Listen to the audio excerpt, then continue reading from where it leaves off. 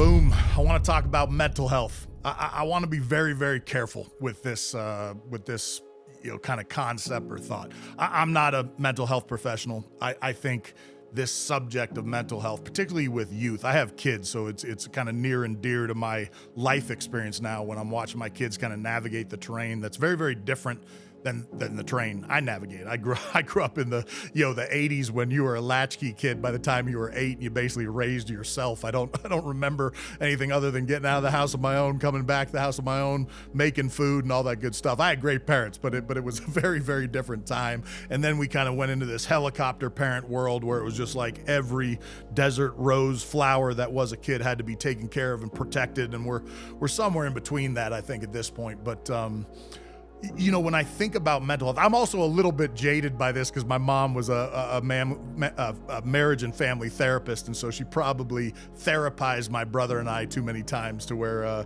we may have had a little bit of aversion to the entire practice. But I do think there's a focus right now on mental health that I think is almost step too far. Look, like I said, not a mental health professional. There are people that need real help, should seek help.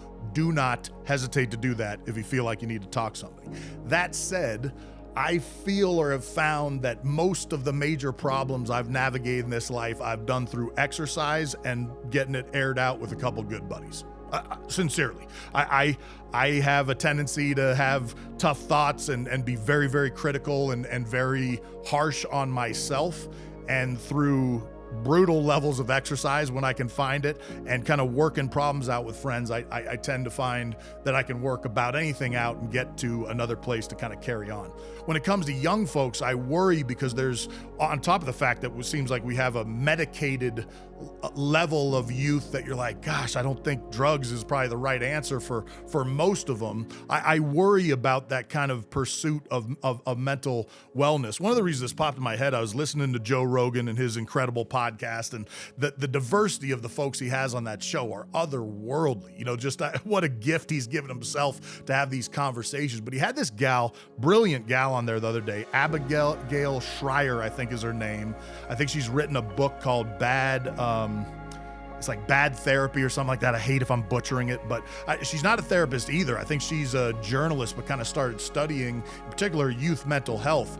And she talks a lot about the dangers of what she calls rumination, or that, the problems that we'll face in this world, in particular that kids face, they'll just ruminate. They'll focus on it. They'll live in it. They'll talk about it. They'll just obsess over it to the point where it dominates their world. And I actually think that becomes a problem.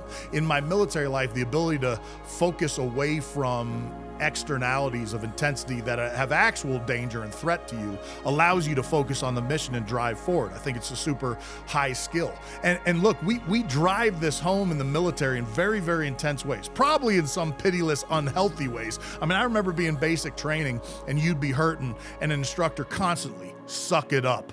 The only easy day was yesterday. I remember one where you'd start complaining or whining, not whining, but like people would be moaning or hurting because they're literally physically at the point of exhaustion and failure. And an instructor would yell out, suffer in silence. Like they didn't want to hear it. They didn't want to hear the complaints. And there's part of that, is pitiless. I also think there's some real perfection in that sometimes you just need to suck it up. Your grandpa would have seen you fall down and skin a knee, and he'd be like, rub some dirt in it and carry on. There's probably some real wisdom in that. I think the reason I bring this up is while that suffer in silence and suck it up and those things can be harsh, I also think there's utility in, I don't want to spend my entire time focusing on the bad. Let's also bring in the good. And if you're in a dark spot, figure out a way to break out of that and get into the light. My two methodologies for that have been, one, hardcore exercise, whether that's jiu-jitsu, some insane workout of the day, as many reps as you can in a minute, blow yourself out, crush you, physical exertion. I promise you, while it's good for your body, it's even better for your mind. And having some good bros, buddies, or what my friends over the pond called mates, air out those problems, move past them, and carry on. I promise you, you'll be better for it. Ever onward.